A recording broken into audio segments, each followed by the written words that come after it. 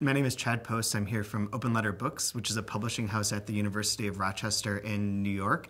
It is a publishing house that is now 10 years old. We do only literature and translation from all over the world, 10 books a year, and we also do a bunch of other activities to try and promote international literature. Because our mission as a nonprofit organization is both to increase access for American readers to voices from throughout the world and to sort of enhance the understanding and appreciation of international literature. So we have a website called 3% that's very famous for having a blog that has information about different books from around the world, different opportunities such as what's going on here at the Tao Cultural for these seminars about international literature. We have reviews of books that have never been translated. We cover books that have been translated. We try and increase like the community of translators, readers, writers, all working together. And two things that came out of that that are worth mentioning too are the Translation Database, which is the only resource in the world that tracks all new works of fiction and poetry being published in America in translation. So we know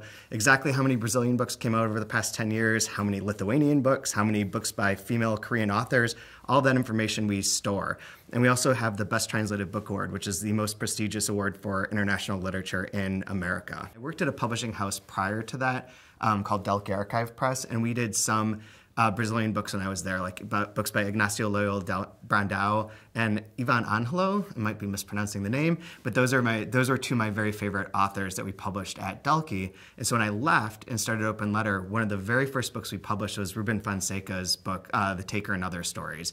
It was like the second work of fiction that we brought out. So right from the beginning, we've been doing stuff with Brazil. And 4 or 5 years ago, I was able to come to Paraty and to Rio for the Felipe, and how do you pronounce it? And I was able to meet with a lot of different editors, different publishers, different agents, and we ended up publishing Lucio Cardoso's Chronicle of the Murdered House, and then most recently, Marie Jose Silveira's Her Mother's Mother's Mother and Her Daughters, which just came out like today. From my perspective as a publisher, there's certain advantages to doing books that like Brandão or Lucio Cardoso that have a lot of reputation among professors, among people who have some familiarity with Brazilian literature. Being able to introduce those authors to a reading audience is slightly easier. However, contemporary authors are much more likely to be able to come to the United States, to meet with people in person, to do promotions of that sort, and to have a more kind of active profile. So I don't think that there's a huge difference in terms of the promotion side of things.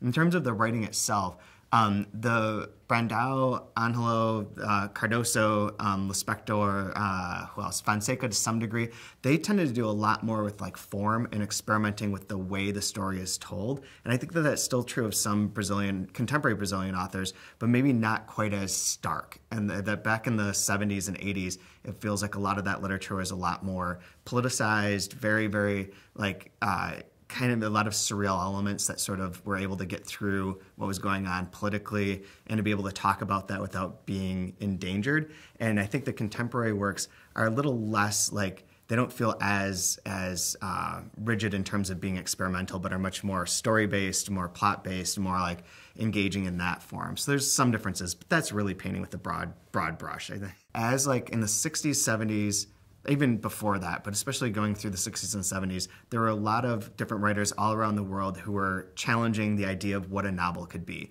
and doing things that were interesting, that were changing the way that the form existed, to say things that were like otherwise difficult to express in a straightforward way. They were really playing around with what's possible. And then because of like, especially in America with the conglomerations and the sort of contraction of publishing, so publishing houses were all bought up, they all became like one big company that was Penguin Random House. And as a lot of this kind of corporatization of publishing happened, a lot of the publishers and editors were looking for things that were the same as what already was successful. So you were encouraged or incentivized to not do things that were like unique and experimental in your form or changing or playing around, but do something that was just like what was successful last time.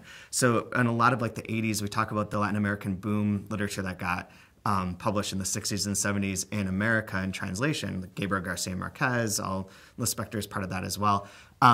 That was great. And then after that, a lot of the editors were looking for only books that were magical realist, that had like the same sort of ideas that would already existed and that were successful. And any writer from like Latin America or elsewhere that was doing something that wasn't like that didn't fit their pigeonhole, so they just wouldn't publish it. So people were encouraged throughout the world to sort of replicate what was already successful. And you see that today with like in American writing with MFA programs or like writing programs where you get a degree from the university, a lot of those writers are doing the same sorts of things over and over again, and it feels very bland. And I think that that's part of like the process of this kind of efficiency and consolidation of publishing into like a few very powerful companies that can sell way more copies than Open Letter can.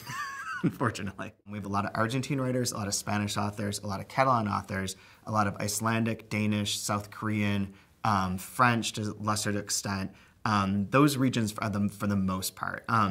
And each one is slightly different. Like we have a few series, like we have a Danish women writers series and a South Korean women writers series, where by going on trips, like editorial trips to those countries and working with the organizations in those countries to promote their literature, they're helping fund our ability to do 5 books by women writers from South Korea or from Denmark. Working with those two is different than working with Brazil in some ways, because we're usually trying to find more information about which Brazilian books we want to look into, and we have really good connections with the publishers and with a few of the top agents, so we have access to that. The funding structure is a little different. It's not the same as it is with some of those other countries.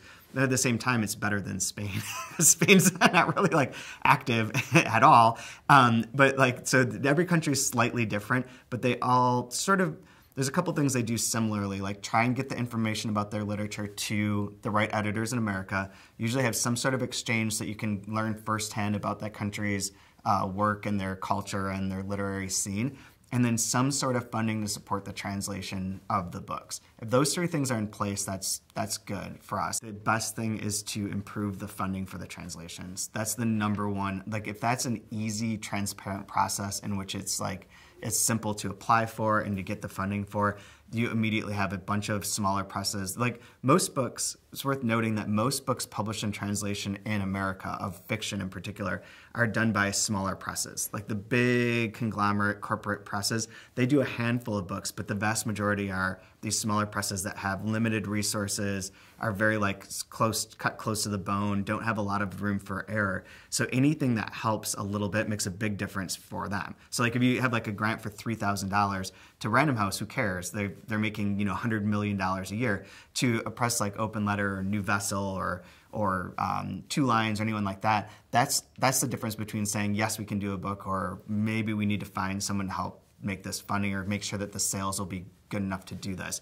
So improving that, I think, would help. I think that there's something more with like the exchange of bringing Brazilian writers to America and American editors to Brazil that would sort of facilitate that. Because we know some of the authors through the Special Granta issue and through people who have been published in the past. It's an invaluable experience to be able to meet with people face to face and like pick their brains for an hour, tell them like what you're looking for, what kind of books you're interested in, and hear what they know that might not be conveyed by email, but is like comes about in a conversation.